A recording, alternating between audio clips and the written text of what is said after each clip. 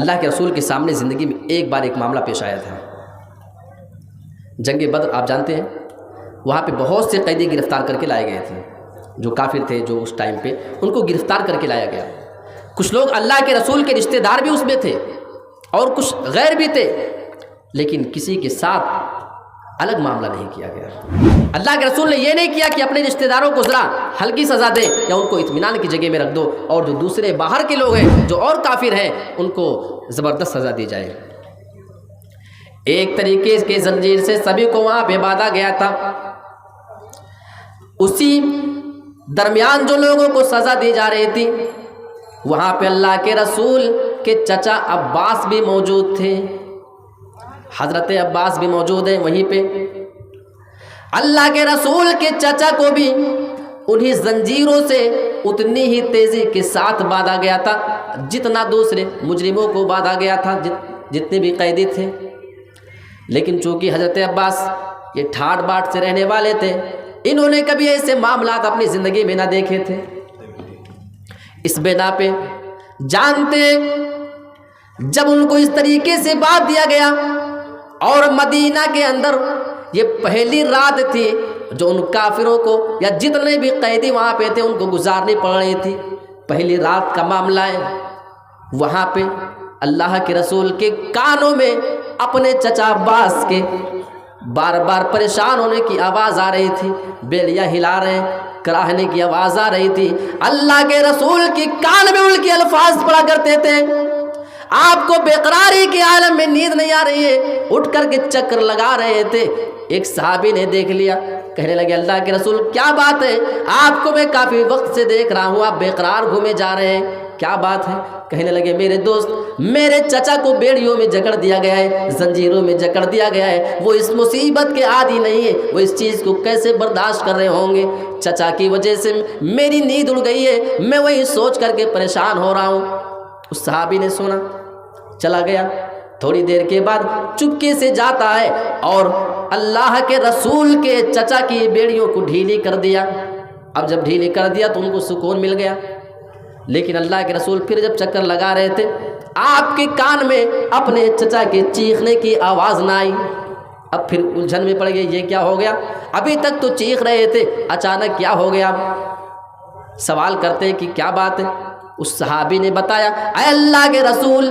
آپ اپنے چچا کی وجہ سے مصیبت میں تھے، آپ پریشان ہو رہے تھے، اس بنا پہ میں نے جا کر کے آپ کے چچا کی بیڑیوں کو ڈھیلی کر دیا ہے تاکہ آپ کو اطمینان ہو جائے۔ اللہ کے رسول فرماتے ہیں، میرے پیارے ساتھی، اگر تو نے یہ کام میرے چچا کے ساتھ کیا ہے تو جاؤ، جتنے بھی قیدی وہاں پہ ہیں سب کی بیڑیوں کو تم ڈھیلی کر کے آؤ، یا اگر سب کی ڈھیلی نہیں کرنا ہے تو واپس دوبارہ جاؤ اور میرے چچا کی بھی بیڑیوں کو پھر سے تم سختی کے ساتھ کس کے آ جاؤ۔ یہ اللہ کے رسول صلی اللہ علیہ وسلم کی زندگی میں انصاف کا معاملہ ہے، اور بہت مشہور واقعہ ہے۔ ایک بار قبیلہ مخزوم کی ایک عورت نے چوری کر لیا تھا، فیصلہ ہو گیا کہ اس کا ہاتھ کاٹا جائے گا، لیکن وہ بہت اونچا خاندان تھا۔ لوگ سوچ رہے تھے کہ اگر ہمارے خاندان اور ہمارے قبیلے کی کسی عورت کا ہاتھ چوری کی وجہ سے کٹ جائے گا تو وہ ہاتھ چھپا تو سکے گی نہیں، جہاں جہاں گھومے گی بدنامی ہمارے قبیلے کی ہوتی رہے گی۔ لوگوں نے سوچا کوئی راستہ نکالا جائے، تو اللہ کے رسول صلی اللہ علیہ وسلم کے بہت چہیتے ایک صحابی حضرت اسامہ تھے، لوگوں نے انہی کو تیار کر لیا کہ جاؤ ذرا اللہ کے رسول کے پاس جا کر کے ریکویسٹ کر دو کہ اللہ کے رسول ہاتھ نہ کاٹا جائے، کچھ نرمی کا معاملہ کر لیا جائے، کچھ لے دے کر کے بات رفع دفع کر لی جائے۔ اللہ کے رسول کے پاس جب حضرت اسامہ جاتے ہیں، اللہ کے رسول کے سامنے جیسے جا کر کے ریکویسٹ کرتے ہیں، آپ اس بات کو سن کر کے سخت ناراض ہو جاتے ہیں اور لوگوں کو ڈانٹنا شروع کر دیتے ہیں کہ جو پچھلے کی امتیں تھیں وہ اسی وجہ سے تو برباد ہو گئی تھی کہ جب کوئی اپنا چوری کرتا تھا تو اس کو چھوڑ دیا کرتے تھے، جب کوئی غیر اور چھوٹا چوری کیا کرتا تھا اس کے ہاتھ کو کاٹ دیا جاتا تھا۔ اللہ کی قسم، آج قبیلہ مخزوم کی فاطمہ نے چوری کیا ہے، لو ان فاطمہ بنت محمد سرقت لقطعت یدها، اگر فاطمہ بنت محمد نے بھی چوری کی ہوتی تو میں اس کے بارے میں بھی ہاتھ کاٹنے کا فیصلہ سنا دیتا۔ آپ اسے کہہ سکتے ہیں کہ ہو سکتا ہے کہ رسول نے یوں ہی کہا ہو آپ اتنا انصاف کہاں کرتے؟ اگر یہ واقعہ کسی کو یہ شک میں ڈال سکتا ہو، مسلمانوں کی نہیں، غیر مسلم اگر اعتراض کرے تو یہ واقعہ ان کو سنا دینا جو حضرت عباس کی بیڑیوں کے بارے میں اللہ کے رسول کا معاملہ تھا۔ اگر ان کی بیڑی ڈھیلی کر دی گئی ہے تو سارے کافروں کی بیڑی ڈھیلی کر دو، یا ان کی بھی ڈھیلی نہیں کرنا ہے تو ان کی بھی ویسے کر دو جیسے سارے لوگوں کی ہے۔ تو یہ عدل و انصاف کی بھی تعلیم اسلام دیتا ہے۔ ایک اور چیز، آپ حضرات چونکہ اپنے یہاں جو آپ کے یہاں قبرستان کے لیے تعاون ہے، الحمدللہ کتنی خوش نصیبی کی بات ہے، اس جگہ کے لیے آپ سے تعاون کی اپیل ہو رہی ہے جہاں ہم سبھی کو جانا ہے نا؟ وہی تو وہ جگہ ہے کہ جہاں پہ ہماری زمین جو ہو جاتی ہے۔ اچھا، اس کے بارے میں نواز دیوبندی کا ایک شعر بہت پیارا ہے، جن کے لٹا چکا تھا میں جن پر دنیا کی دولتیں، جن پر لٹا چکا تھا میں دنیا کی دولتیں، ان وارثوں نے مجھ کو کفن ناپ کر دیا۔ کفن بھی آپ کو ملے گا تو ناپ تول کر کے، آپ کو جو زمین ملے گی، جو جتنی گز زمین آپ کو ملے گی وہی آپ کو اپنی ملے گی۔ وہ قبرستان اور وہ قبر، یہ وہ چیزیں ہیں شاید اگر ہمارے اور آپ کے کچھ روپے اور پیسے سے وہاں پہ کچھ کام آ جائے تو شاید جب ہم اس قبر کے اندر جائیں تو ہمارے وہی عطیات، وہی روپے اور پیسے ہمارے لیے کسی کام آ جائیں قبر کے اندر۔ جس دن سارے لوگ آپ کو چھوڑ کر کے چلے آئیں گے، اللہ کی قسم آپ کی نیکیاں آپ کے ساتھ ضرور جائیں گی۔ اور اسی صدقہ اور خیرات کے بارے میں کچھ باتیں بتا کر کے بات ختم کر دوں گا کیونکہ ٹھنڈ کا موسم بہت بڑھ رہا ہے۔ اللہ کے رسول السلسلۃ الصحیحہ کے اندر علامہ البانی نے اس حدیث کو ذکر کیا ہے کہ اللہ کے رسول صلی اللہ علیہ وسلم فرماتے ہیں ایک آدمی قیامت کے دن اپنے صدقے کے سائے کے نیچے رہے گا۔ آپ کا جو صدقہ ہوگا، جب لوگ عرش کے وہاں اس ٹائم پہ عرش کا سایہ بہت سے لوگ نہیں پا سکیں گے، لوگ دھوپوں کی تپش میں ہوں گے، کچھ لوگ ایسے ہوں گے جو دنیا میں صدقہ اور خیرات کرنے والے ہوں گے، جب وہ سورج کی گرمی میں تپ رہے ہوں گے، پسینوں میں جل رہے ہوں گے، پسینے کسی کو کمر تک، کسی کو گردن تک، کسی کو پورا کا پورا اس میں ڈوب جانے تک کا پسینہ آیا ہوگا۔ اللہ کے رسول فرماتے ہیں اس مشکل ٹائم پہ اگر دنیا میں کوئی آدمی صدقہ کیا کرتا ہے تو وہ صدقہ اس کے لیے وہاں پہ سایہ کر دے گا، اور یہ صدقہ انسان سے قبر کی گرمی کو بجھا دیتی ہے۔ دیکھو قبر کی بات آ گئی نا، اللہ کے رسول نے فرمایا کہ قبر کی گرمی بجھا دیتی ہے آپ کے صدقے خیرات، اور یہ پیسہ اگر آپ کا قبرستان ہی میں لگا ہو تو اور زیادہ ہم اللہ سے امید کر سکتے ہیں کہ شاید اللہ رب العالمین اسی وجہ سے ہمیں قبر کے اندر آسانی دے دے۔ آپ نے جو تعاون کیا اچھی بات ہے، ابھی آپ رات میں جو کر چکے اچھی بات ہے، تعاون کا ٹائم ختم نہیں ہوا ہے۔ میرے پیارے ساتھیوں، آئیے قرآن اور حدیث کی روشنی میں کچھ اس بارے میں بھی دیکھ لیتے ہیں تاکہ ہمارے اور آپ کے اندر ان معاملے میں کچھ جذبے پیدا ہوں۔ قرآن مجید میں ایک آیت چھوٹی سی، لن تنالوا البر حتى تنفقوا مما تحبون،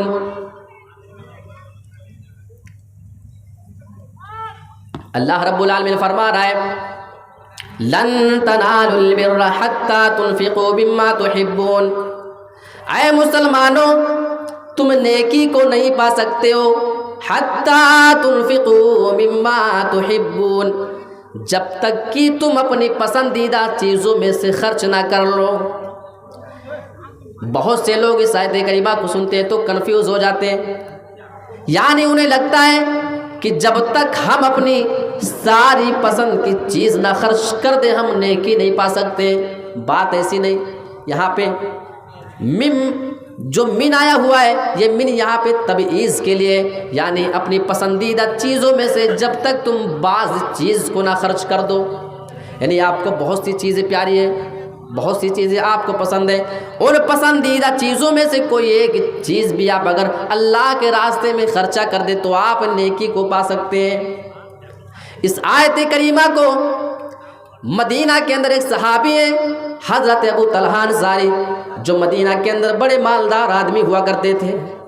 مالداروں کے لیے کتنا اچھا موقع ہوتا ہے، اللہ رب العالمین مالداروں کے اوپر کتنا بڑا مہربان ہے۔ جی ہاں، دولت آزمائش ہے تو دولت آپ کو غریبوں کے مقابلے میں آگے نکل جانے کا یہ موقع بھی دیتی ہے۔ حضرت ابو طلحہ مدینہ میں ان کا ایک باغ ہے اور مسجد کے بغل میں، مسجد کے سامنے ہے، اور جانتے ہیں یہ باغ تو اللہ کے رسول کو بھی بہت زیادہ پیارا تھا، آپ اس میں جایا کرتے تھے، وہاں سے کنویں سے نکلنے والا پانی اللہ کے رسول بھی پیا کرتے تھے، اللہ کے رسول جایا کرتے تھے۔ یہ صحابی رسول اللہ کے رسول کے پاس آتے ہیں، کہنے لگے اللہ کے رسول قرآن میں اللہ فرما رہا ہے لن تنالوا البر حتى تنفقوا مما تحبون، جب تک تم پسندیدہ چیز خرچ نہ کرو گے جو تمہیں پیاری لگتی ہو، جب تک تم اس کو خرچ نہ کرو گے اس وقت تک تم نیکی نہ پا سکو گے۔ تو اللہ کے رسول جو باغ آپ دیکھ رہے ہیں آپ تو اس کو جانتے ہیں، اے اللہ کے رسول مجھے وہ باغ بہت پیارا ہے، میرے دل کے بہت قریب ہے، آج میں چاہتا ہوں کہ قرآن کی اسی آیت پر عمل کرتے ہوئے میں پورے کے پورے باغ کو اللہ کے راستے میں صدقہ کر دیتا ہوں اور میں اس کو آپ کے حوالے کر دیتا ہوں، آپ جہاں چاہیں اس کا استعمال کر لیا کریں۔ اے اللہ کے رسول میں اس کو آخرت کے لیے، میں اس کو اللہ کے پاس ذخیرہ بنانا چاہتا ہوں، اپنے آخرت کے اکاؤنٹ میں اس کو جمع کروانا چاہتا ہوں۔ اللہ کے رسول سنتے ہیں، آپ نے فرمایا بہت اچھی بات، ذالک مال رابح، ذالک مال رابح، نبی بھی تعریف کر رہے ہیں، اے میرے پیارے ساتھی جس باغ کی تم بات کر رہے ہو، ہاں میں اس باغ کو جانتا ہوں، یہ تو بہت قیمتی باغ ہے۔ یہ کتنا قیمتی باغ رہا ہوگا کہ رسول اپنی زبان سے کہہ رہے ہیں، کتنا لمبا چوڑا رہا ہوگا۔ اللہ کے رسول کہتے ہیں ہاں میں نے تمہاری بات سن لی، لیکن میرا مشورہ یہ ہے کہ تم اسے اگر صدقہ کرنا چاہتے ہو تو اپنے قریبی رشتہ داروں میں جا کر کے بانٹ دو۔ لہٰذا جب نبی نے کہہ دیا وہ اپنے رشتہ داروں کے درمیان اور چچیرے بھائیوں کے درمیان اس باغ کو بانٹ دیا، تو اس سے پتہ چلتا ہے انسان کو اگر کہیں دوسری جگہ صدقہ کرنا ہو، دوسری جگہ خیرات کرنا ہو تو سب سے پہلے اپنے رشتہ داروں کو دیکھ لیں، اپنے خاندان والوں کو دیکھ لیں، اپنے بھائیوں کو دیکھ لیں، اگر وہ ضرورت مند ہیں تو دوسروں کو دینے کی ضرورت نہیں، سب سے پہلے ان کی ضرورت پوری کرو۔ لیکن ہمیں کیا لگتا ہے ہم گھر میں دے دیں گے تو کون جانے گا، ہے کہ نہیں؟ باہر دیں گے تب تو چرچا ہوگا نا، گھر میں دے دیا تو کون جانے گا، کچھ فائدہ نہیں ہوگا۔ یعنی ہمارا مزاج کیا ہے کہ ہم دیں تو لوگ جانیں گے اور اسی طریقے سے لوگوں کو پتہ چلے گا۔ اچھا جاننے اور پتہ چلنے پہ آپ اس کو بھی، یہ جو روایت میں آپ کو سنایا ہوں یہ صحیح مسلم کے الفاظ ہیں، تو پہلے قریبی رشتہ داروں کو دیں۔ اور ایک بات یہ بھی ہے کہ دینے کے معاملے میں آپ اعلان کر کے بھی دے سکتے ہیں، چھپ کر کے بھی دے سکتے ہیں۔ آؤ اس کی دلیل ہم قرآن سے دیکھ لیتے ہیں۔ جیسے آپ مائک پہ اعلان کرتے ہیں کہ فلاں صاحب نے دیا، یہ جائز ہے۔ اگر کوئی کہے کہ اللہ کے رسول نے فرمایا کہ چھپ کر کے صدقہ دیا جائے، ٹھیک ہے، افضل ہے، بہتر ہے۔ اگر آپ چاہیں تو قرآن مجید بتاتا ہے کہ آپ اعلان کر کے بھی صدقہ دے سکتے ہیں، نیت اللہ جانتا ہے۔ ضروری نہیں ہے کہ اعلان ہو گیا تو آپ کی نیت خراب ہے، بات ایسی نہیں۔ آئیے قرآن کی آیت لیتے ہیں۔ ان الذين يتلون كتاب الله واقاموا الصلاه وانفقوا مما رزقناهم سرا وعلانية يرجون تجارة لن تبور، بے شک جو لوگ اللہ کی کتاب کی تلاوت کیا کرتے ہیں، واقاموا الصلاه اور وہ لوگ نماز قائم کیا کرتے ہیں، وانفقوا مما رزقناهم اور ہم نے انہیں جو روزی دیا ہے اس روزی میں سے وہ بھی خرچہ کیا کرتے ہیں۔ خرچ کرنے کا دو انداز ہو سکتا ہے، سرًا وعلانیۃً، کبھی وہ چھپا کر کے دیتے، کبھی وہ اعلان کر کے دیتے ہیں۔ دیکھو قرآن کہہ رہا ہے کبھی اعلان کر کے دیا، کبھی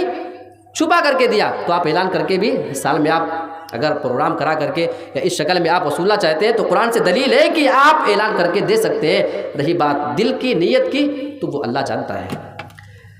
جو لوگ اعلان کر کے یا چھپ کر کے دیا کرتے ہیں، یرجون تجارۃ لن تبور، یہ ایسی تجارت کر رہے ہیں، یہ ایسا کاروبار کر رہے ہیں، یہ ایسا بزنس کر رہے ہیں، لن تبور، جس میں کبھی نقصان نہ ہوگا۔ یہاں پہ لن کے الفاظ ہے جس کی میننگ آپ انگلش میں جائیں گے تو نیور کے معنی ہوتے ہیں، یعنی ہرگز نہیں، کسی قیمت پہ نہیں۔ یہ ایسا کاروبار ہے جس کاروبار کے اندر کبھی کوئی نقصان نہ ہوگا، نقصان کا اس میں چانس ہی نہیں ہے۔ تو اللہ کے راستے میں دینا۔ آپ دنیا میں بزنس کیا کرتے ہیں، آپ کی کپڑے کی دکان ہے، چپل کی دکان ہے، آپ کے بہت سارے دکانیں چلتی ہیں، شو روم ہے، آپ دنیا میں تجربہ کرتے ہیں کہ کبھی آپ کا منافع ہوتا ہے، کبھی آپ کا نقصان ہو جایا کرتا ہے، لیکن اللہ یہ فرما رہا ہے اے میرے بندو اگر تم میرے راستے میں خرچ کرو گے، یہ تمہارا خرچہ کرنا ہم سے بزنس ہے، یعنی کہ تم یہ کاروبار ہم سے کر رہے ہو میرے پیارے ساتھیوں، اگر تم اللہ کے ساتھ یہ کاروبار کرو گے، اللہ کے ساتھ تم بزنس کرو گے تو اللہ رب العالمین تمہیں منافع ہی دے گا، ہاں یہ تمہیں آخرت میں ذخیرے کی شکل میں مل جائے گا۔ اللہ کے رسول نے فرمایا ایک آدمی کو قیامت کے دن لایا جائے گا اور اس آدمی کو ایک طرف اشارہ کر کے دکھا دیا جائے گا، وہ دیکھو کھجوروں کی پوری ڈھیر، بہت زیادہ ڈھیر لگی ہوگی۔ اللہ کہے گا میرے بندے یہ ساری کی ساری وہ کھجوریں ہیں جو دنیا میں تو نے صدقہ کیا تھا۔ وہ بندہ کہے گا اے اللہ میں نے تو کبھی اتنی کھجور صدقہ ہی نہیں کیا تھا۔ اللہ فرمائے گا میرے بندے ایک مرتبہ تو نے میری رضا کے لیے، میری خوشنودی کے لیے ایک فلاں بندے کو تو نے آدھی کھجور صدقے میں دیا تھا۔ وہ کہے گا ہاں اللہ وہ تو یاد ہے، تھوڑی تو دیا تھا، اتنی زیادہ کہاں دیا تھا۔ اللہ فرمائے گا میرے بندے تو نے وہ آدھی کھجور میری رضا کے لیے دیا تھا، مجھے خوش کرنے کے لیے دیا تھا، تو صدقہ کر کے خاموش ہو گیا، چلا گیا تھا، لیکن میں نے تیرے اس کھجور کو روکا نہیں، میں اس کی پرورش کرتا رہا، میں اس کو بڑھاتا رہا، اور آج یہ ساری کی ساری ڈھیر ہو چکی ہے۔ میرے پیارے ساتھیوں یعنی معلوم یہ ہوا کہ آپ تھوڑا دیں گے تو تھوڑے کی وجہ سے بہت زیادہ ملے گا، اور قرآن اسی چیز کی گواہی دیتا ہے مثل الذین ينفقون اموالهم فی سبیل اللہ کمثل حبۃ، جو لوگ اللہ کے راستے میں اپنے مال کو خرچہ کیا کرتے ہیں ان کی مثال کمثل حبۃ،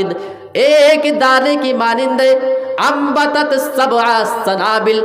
ایک دانہ آپ زمین میں ڈالتے ہیں، ایک دانے سے 7 بالیاں نکلتی ہیں، فی کلی سنبلۃ مئۃ حبہ، ایک بالی کے اندر 100 دانے پڑتے ہیں۔ غور کرو ایک دانہ زمین میں آپ نے ڈالا، ایک دانے سے 7 بالیاں نکل گئی، اب 7 بالیاں ہیں، ایک بالی کے اندر 100 دانے، تو 7 بالیوں کے اندر پھر 100 دانے ہو جاتے ہیں۔ یعنی اللہ یہ فرما رہا ہے ایک دانہ تم زمین کے اندر ڈالا کرتے ہو، ایک دانے کی وجہ سے 100 دانے نہیں بلکہ 700 دانے نکل جایا کرتے ہیں۔ اسی طریقے سے جو اللہ کے راستے میں اپنے مال کو خرچہ کیا کرتے ہیں، ایسے لوگوں کی مثال ایسے ہی ہے، گویا کہ وہ ایک دیتے ہیں لیکن قیامت کے دن اللہ رب العالمین ان کو ایک کے بدلے 100 گنا بڑھا کر کے دے گا، اور صرف 100 گنا نہیں بلکہ اللہ اور فرما رہا ہے واللہ یضاعف لمن یشاء، اللہ جس کے لیے چاہے گا اس سے بھی زیادہ بڑھا کر کے دے سکتا ہے۔ تو قیامت کے دن ہو سکتا ہے کہ ہماری نماز کام نہ آئے، ہو سکتا ہے ہمارا روزہ کام نہ آئے، ہو سکتا ہے ہمارا وہ حج ہمارا عمرہ کام نہ آئے، ہو سکتا ہے ہماری بہت سی نیکیاں ہمارا ساتھ چھوڑ دے۔ ممکن ہے کہ آپ اللہ کے راستے میں جو کچھ تعاون کیا کرتے ہیں، جو صدقہ اور خیرات کیا کرتے ہیں، کبھی اپنی مسجد کے لیے، کبھی اپنے مدرسے کے لیے، کبھی اپنے قبرستان کے لیے، کبھی فقیروں کے لیے، کبھی غریبوں کے لیے، کبھی محتاجوں کے لیے، یہ اللہ کو اتنا پسند ہے، اتنا پسند ہے کہ آپ کو ایک کے بدلے، اور ایک سمجھو آپ ایک آدمی اگر آپ کو کہے کہ 1 روپیہ تم ایک آدمی کو آج دے دو اور کل میں تمہیں 700 روپیہ دے دوں گا، ابھی آپ جیب سے نکال کر کے دے دیں گے، ہے نا؟ آپ 1 روپیہ دو، کل میں تمہیں 700 روپیہ دینے کو تیار ہوں، ابھی دے دو گے کیونکہ آپ کو میری بات پہ بھروسہ ہے۔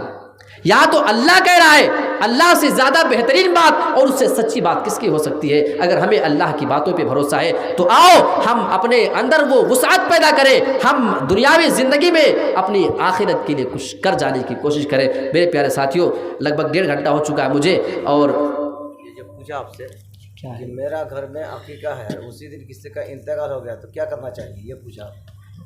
دیکھیے اب چونکہ یہ عقیقے کا ایک مسئلہ ہے، ایک سوال ہے کہ میرے گھر میں اگر کسی کا عقیقہ ہے اور اسی دن گھر میں کسی کا انتقال ہو گیا ہے تو وہ کیا کرے، کیا کرنا چاہیے؟ اب بہتر جو حدیث سے ثابت ہے کہ 7ویں دن انسان کو عقیقہ کر لینا ہے، ٹھیک ہے۔ اب یہ ایسی سچویشن ہے کہ انسان ظاہر ہے میت ہے اور عقیقے کی طرف انسان کا دھیان نہیں جائے گا، تو اسلام نے رخصت دی ہے کہ اگر کسی وجہ سے، کسی بھی وجہ سے میت ہے یا اور دوسری کوئی وجہ ہے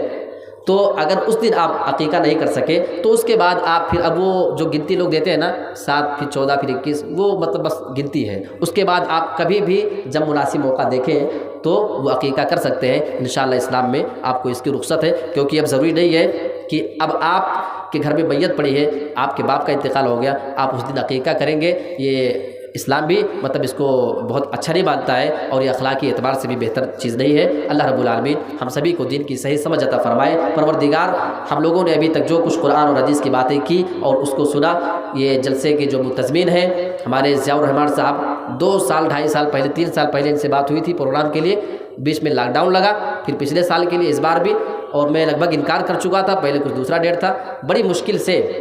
اس بار الحمدللہ میں آپ کے درمیان آ ہی گیا۔ برابر رابطے میں ہمارے شیخ محترم لگے رہے، اللہ ان کو جزائے خیر دے۔ اللہ رب العالمین سے ہم دعا کرتے ہیں کہ پروردگار اس جلسے میں جتنے بھی لوگوں نے جس طریقے سے جو کچھ بھی محنت اور کوشش کی ہے، اللہ رب العالمین ان تمام لوگوں کی ہر چھوٹی اور بڑی کاوش کو، ان کی نیکیوں کو قبول فرما اور ان کے لیے آخرت کا ذخیرہ بنا دے۔ آمین ثم آمین، تقبل یا رب العالمین، وآخر دعوانا ان الحمد للہ رب العالمین، والسلام علیکم ورحمۃ اللہ وبرکاتہ۔ جزاک اللہ خیر۔